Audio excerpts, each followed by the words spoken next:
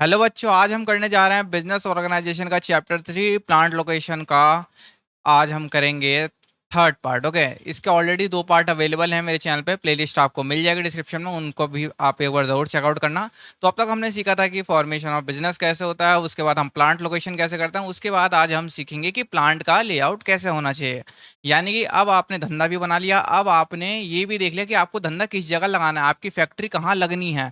अब उस फैक्ट्री के अंदर मशीनें किस ऑर्डर में, किस अरेंजमेंट में लगाई जाएगी, आज हम इसी चीज़ को सीखने वाले हैं। एंड बात करें ये वीडियो किसके लिए रहने वाली है, तो ये वीडियो उन सभी बच्चों के लिए रहने वाली है जो बीकॉम या बीबीए से आते हैं। आप किसी भी यूनिवर्सिटी से आते हो, डजेंट मैटर, ये वीडियो आपके लिए हेल्पफुल रहने वाली है, तो वीडियो को पूरा देखना। तो चलिए वीडियो को स्टार्ट करते हैं। तो पहला है plant layout meaning and objective. आखिर प्लांट लेआउट होता क्या है? तो अगर मैं आपको सीधी सीधी भाषा में बताऊं तो प्लांट लेआउट का मतलब बस इतना सा होता है कि आप जब ये डिफाइन करते हो या ये चीज़ निकालते हो कि ये वाली मशीन किस जगह लगेगी, मतलब या किस ऑर्डर में लगेगी। आप बात को समझ रहे हो? मतलब अगर आपकी एक फैक्ट्री है, फैक्ट्री के अंदर आपके पास 10-15 मशीन है, तो उन 10-15 मशीनों को आप किस ऑर्डर में लगाओगे, किस सिस्टमेटिक तरीके से लगाओगे, ताकि आपको क्या हो, कुछ भी वेस्ट ना जाए। वेस्ट इन द सेंस कि जो भी आपको लैंड अलॉट हुई है या जो भी आपके पास ज़मीन उपलब्ध है, उसमें आप ऐसे करके लगाओ कि उसमें एक तो पहली चीज़ कोई वेस्ट ना जाए, ज़मीन का हिस्सा पूरा पूरा यूज़ कर लो। और ऊपर से मशीनें इस ऑर्डर में लगनी चाहिए कि जो लेबर है वहाँ पे, लेबर या आप रॉ मटेरियल कह सकते हो, वो पास पास हो, मतलब उन्हें ज़्यादा मेहनत ना करना पड़े, वरना हमारी लेबर बहुत जल्दी थक जाएगी और उतना प्रोडक्टिव काम नहीं हो पाएगा। तो इसकी डेफिनेशन की तरफ एक बार नज़र मार लेते हैं। तो plant layout is the logical, scientific and systematic arrangement of machinery, equipment, material and man power with in a given factory space. मतलब जितना भी हमें स्पेस अलॉट है फैक्ट्री में, समझ रहे हो, ये जो हमारी फैक्ट्री है, जितना भी स्पेस यहाँ मिला हुआ है, इसमें जो हम मटेरियल, इक्विपमेंट, मैन पावर और मशीनरी का जो हम अरेंजमेंट लेंगे ना कि कौन सी चीज़ कहाँ लगनी है, एक आप इसका ब्लूप्रिंट या नक्शा समझ सकते हो। समझ रहे हो कि मशीनें किस तरह से लगे कि वर्कर आराम से ट्रैवल कर पाए एक जगह से दूसरी जगह, हमारा काम भी ना रुके, हमारा कोई ऐसा ना हो कि एक मशीन दूसरी मशीन के आड़े में आ रही है या मतलब उससे काम रुक रहा है। समझ रहे हो, जिसे हम बॉटल नेक भी कहते हैं। अच्छा, इसके कोर ऑब्जेक्टिव क्या होते हैं? कोर ऑब्जेक्टिव, इससे हमें स्मूथ वर्कफ्लो मिलता है, यानी कोई भी काम अटकता नहीं है, बिल्कुल स्मूथ वे में चलता है। तभी आपने देखा होगा कि फैक्ट्रीज वगैरह में जो कॉन्वेयर बेल्ट लगे होते हैं, उसमें लाइन से सामान आते रहते हैं और आगे बढ़ते रहते हैं और स्मूथ वर्कफ्लो होता है। अगर उसमें कुछ मशीनें आगे पीछे लगा दे तो वो स्मूथ कैसे हो जाएगा? वो तो फिर अटकेगा ना, काम भी रुकेगा। Ensure production run smoothly without bottlenecks. Bottlenecks का मतलब होता है कि कोई जैसे दो चीज़ें हैं, ठीक है, ए और बी। ए अच्छा परफॉर्म कर रहा है, बी इसलिए अच्छा परफॉर्म नहीं कर पा रहा, ए की वजह से। समझ रहे हो, इसे बॉटलनेक बोलते हैं। अगर कोई ऐसा मतलब कुछ हो रहा है, तो अगर मैं आपको इसको इलेक्ट्रॉनिक्स या टेक की भाषा में समझाऊं, तो हमारे कंप्यूटर में भी काफ़ी बॉटलनेक्स होते हैं कि जैसा आपने सीपीयू तो बहुत अच्छा ले लिया, लेकिन जो आपने जीपीयू लिया है ना, वो काफ़ी बेकार लिया, तो आपका सीपीयू भी बेकार काम करेगा क्योंकि आपका जीपीयू इसके कैपेबल नहीं है, क्योंकि दोनों चीज़ें साथ में चलती हैं, ठीक है। अब कॉस्ट रिडक्शन भी होता है इससे। अगर आपकी सारी चीज़ें सही हैं तो ऑब्वियस सी बात है, आपका कॉस्ट तो बचेगा ही बचेगा। और हम इसलिए ये सब चीज़ कर रहे हैं। हम ये सब चीज़ इतने मैनेजमेंट ने क्यों कर रहे हैं शुरू से? क्यों? क्योंकि हमें कॉस्ट रिडक्शन करना है, हमें अपना पैसा बचाना है और प्रॉफिट ज़्यादा से ज़्यादा कमाना है। Minimise material handling and internal transport cost. अच्छा, स्पेस एंड सेफ्टी का भी ध्यान रखना है। ऐसा नहीं कि आपने मशीनें तो लगा दी कि आपको प्रॉफिट हो, बट आपने मशीनें ऐसे लगाई कि जो वहाँ पे लेबर काम कर रहे हैं ना, अगर कल कदा को वहाँ पे कोई एक्सीडेंट होता है तो वहाँ पे कोई सुविधा नहीं है बाहर निकलने की, या कोई ऐसा रास्ता नहीं है, या बहुत वहाँ पे घुटन है, वेंटिलेशन की सुविधा नहीं है वहाँ पे, तो वो चीज़ बहुत बेकार रहती है, ठीक है। Minimise the effective use of floor space while ensuring a safe hazard free environment for workers. यानी आपको फ्लोर स्पेस को इफेक्टिव तरीके से यूज करना है, उसके साथ साथ आपको सेफ्टी का भी ध्यान रखना है। ऐसा नहीं कि आपने सिर्फ स्पेस का तो अच्छे से यूटिलाइज कर लिया 100%, बाद में पता चल रहा है कि आपने सेफ्टी का ध्यान ही नहीं रखा, तो वो चीज़ गलत है, आपको ये नहीं करनी, ठीक है। इसी चीज़ को थोड़ा और हम अच्छे से डिटेल में पढ़ें कि जो प्रिंसिपल होते हैं इफेक्टिव लेआउट के, वो क्या होते हैं, ठीक है। पहला है movement and flow and space and safety. वही जो मैंने अभी आपको ऊपर बताया कि आखिर इफेक्टिव लेआउट के क्या सिद्धांत होते हैं। पहला कि मतलब आप कोई भी लेआउट को, जैसे मान लो फैक्ट्री है, क्या ये फैक्ट्री है, इसमें जो मशीनें लगी हैं, फॉर एग्जांपल यहाँ यहाँ और एक यहाँ मान लेते हैं, ठीक है। आप कैसे कहोगे कि ये इफेक्टिव लेआउट है? क्या कोई आपके पास तरीका है? क्या आपके पास कोई फॉर्मूला, सिद्धांत है जिसको लेके आप ये कह सको नहीं नहीं यार ये इफेक्टिव है या बेकार है? वो आप कैसे बताओगे? वो आप ऐसे बताओगे कैसा? अगर आपका मिनिमम मूवमेंट हो रहा है किसके बीच में, मटेरियल या लेबर, जो भी आपका मटेरियल और लेबर है उनके बीच में अगर कम से कम मूवमेंट हो रहा है, शॉर्टेस्ट डिस्टेंस में हो रहा है, तो आप कहोगे कि हाँ ये इफेक्टिव है। अच्छा सिर्फ एक से तो होगा नहीं, बहुत सारी चीज़ें। अच्छा दूसरी चीज़ क्या है, principle of flow work should advance in continuous forward sequence, back tracking and cross movement must be strictly avoided. मतलब जो आपका मतलब जो भी आप प्रोडक्शन कर रहे हो, उत्पाद बना रहे हो, फॉर एग्जांपल जो कुरकुरे की फैक्ट्री होती है उसमें कॉन्वे बेल्ट लगे होते हैं, ठीक है। यहाँ से कुरकुरे जाते हैं, फिर आगे जाके पैक होते हैं, फिर आगे जाके बॉक्सेस में अपने आप आ जाते हैं। मतलब ये एक फॉरवर्ड सीक्वेंस है, ऐसा थोड़ा ना यहाँ कुरकुरे बने फिर दोबारा पीछे आए फिर दोबारा ऐसा गया, ऐसा थोड़ा ना होता है। एक लाइन से चलते हैं मतलब। और हाँ, कोई ऐसा नहीं होना चाहिए कि कोई दूसरी मशीन इधर से आ रही है तो इसे क्रॉस सेक्शन में करे, तो ये चीज़ नहीं होनी चाहिए, ठीक है। सारी स्ट्रेट लाइन में होनी चाहिए, कोई एक दूसरे को क्रॉस ना करे, ताकि वर्क फ्लो आराम से बढ़िया हो, ठीक है।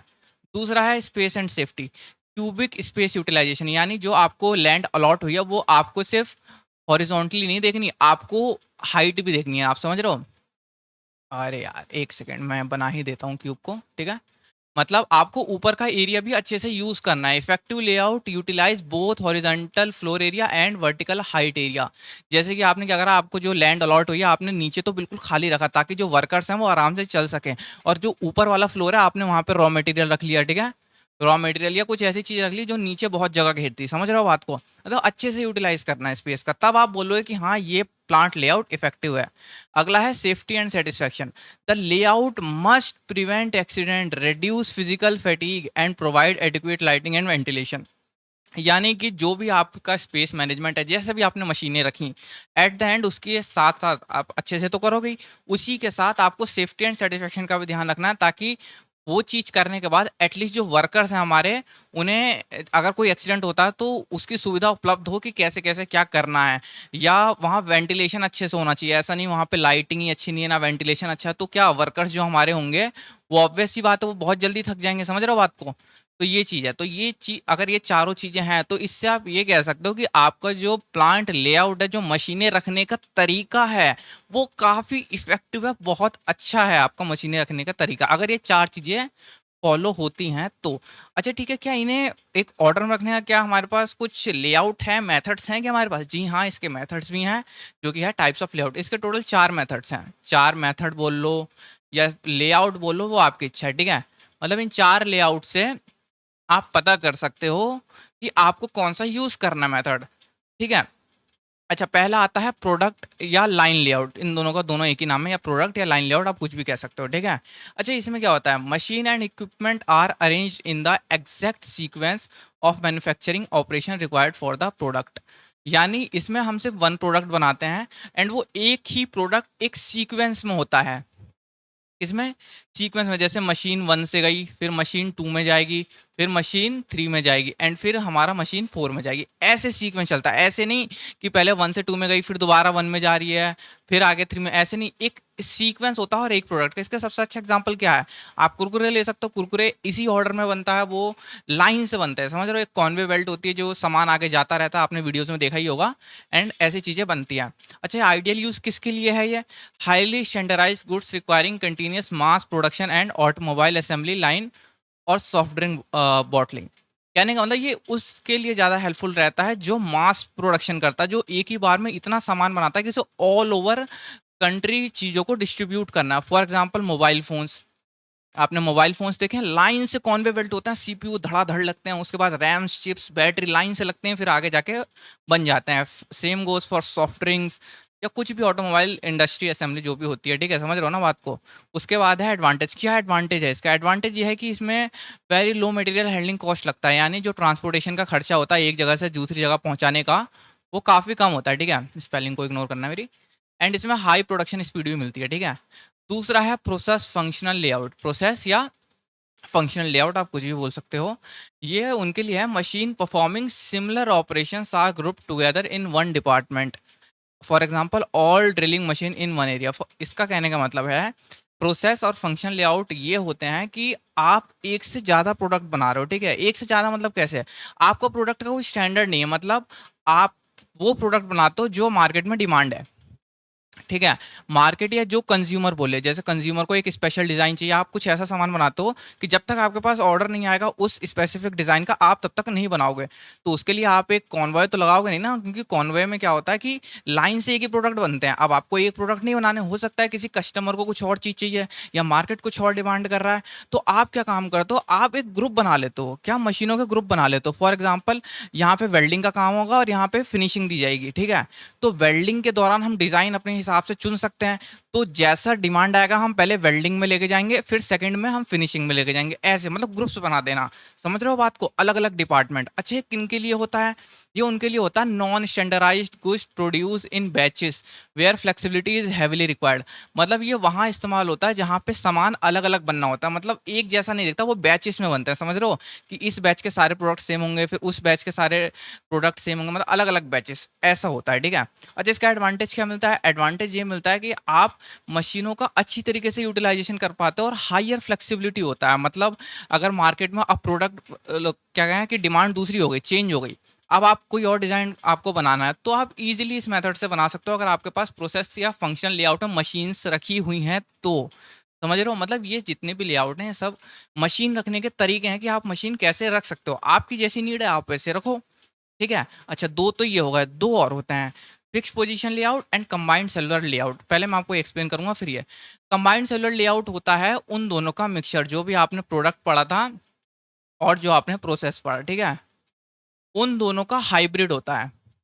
मतलब ज़रूरी थोड़ा है कोई कंपनी सिर्फ़ एक प्रोडक्ट बनाएगी या ग्रुप्स में बनाएगी। वो क्या काम करेगी कि वो डिफरेंट प्रोडक्ट्स के अलग-अलग डिपार्टमेंट बना लेगी। मतलब मैं बताता हूँ, कोई जैसे कंपनी है, ठीक है?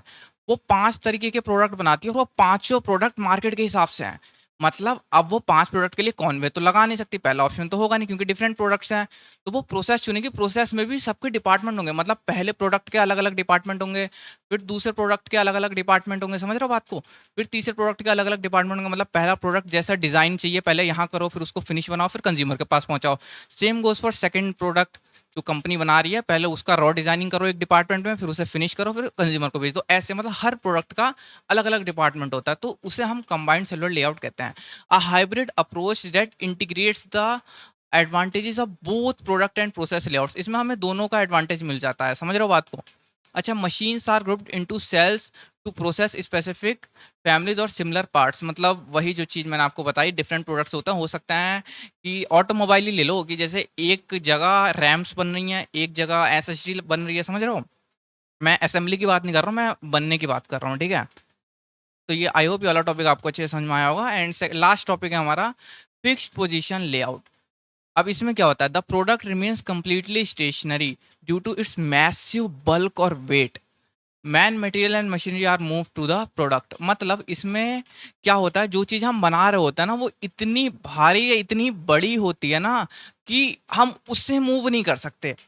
समझ रहे हो? जैसे मुझे ये प्रोडक्ट बनाना है, क्या प्रोडक्ट, ये इतना बड़ा है, ना तो ये मूव हो सकता है, ठीक है, ना हम इसे कहीं लेके जा सकते हैं, ठीक है? तो अब इसे हमें बनाना है तो क्या करेंगे? तो ये तो मशीनों के पास हम ला नहीं सकते, लेकिन मशीन तो इसके पास लेके जा सकते हैं ना। दोनों में से कोई एक काम कर लो, या तो ये मशीन के पास चला जाए या मशीन ही हम इसके पास लगा दें। अच्छे से कौन से प्रोडक्ट होते हैं? For example ship building, aircraft assembly या डैम्स जो बांध होते हैं, या शिप बिल्डिंग आप देखते हो इतने बड़े-बड़े जहाज होते हैं, वो कॉन्वे बेल्ट पे थोड़ा ना चलेंगे जैसे कुरकुरे कॉन्वे बेल्ट पे चलते हैं। ऑब्वियस सी बात है, बहुत हैवी मटेरियल यूज़ होता है उसमें।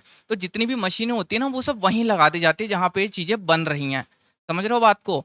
तो इससे हमें ईज़ी पड़ता है। ओके, तो ये यही था।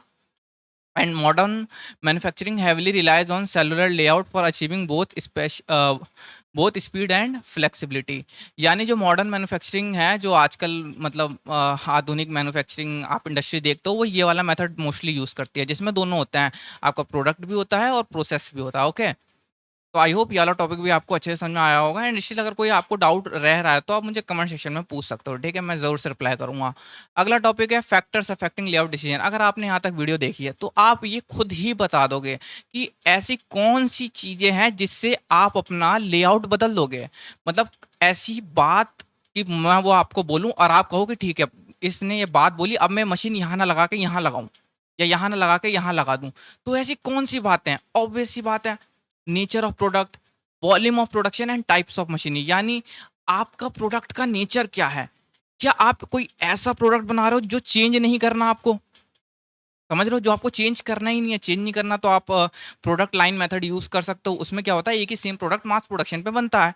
तो अगर आपका प्रोडक्ट ऐसा है जिसका weight, size, physical shade, liquid या कोई फ्रेजाइल, इस हिसाब से भी आप डिस्क्राइब कर सकते हो कि आपको कौन-सा चारों में से मेथड चुनना है। अच्छा, वॉल्यूम ऑफ प्रोडक्शन, आपको कितनी वॉल्यूम या कितने मास प्रोडक्शन करना है, हाई वॉल्यूम या कंटीन्यूअस है, या product layout whereas low volume intermittent production and requires a process layout. समझ रहे हो? उसके बाद है टाइप्स ऑफ मशीनरी, कि आप मशीनें कौन-सी टाइप की लगाओगे। फॉर एग्ज़ाम्पल मान लो आपके पास जो लैंड है वो तो फिक्स है ना, जो आपकी लैंड है वो फिक्स है, जो भी आपने प्लांट लोकेशन सेलेक्ट करी है जहाँ पे आप मशीनें अपनी लगाना चाहते हो वो तो फिक्स है ना। उसके हिसाब से आपको देखनी पड़ेगी ना किस टाइप की मशीनें लगाओगे।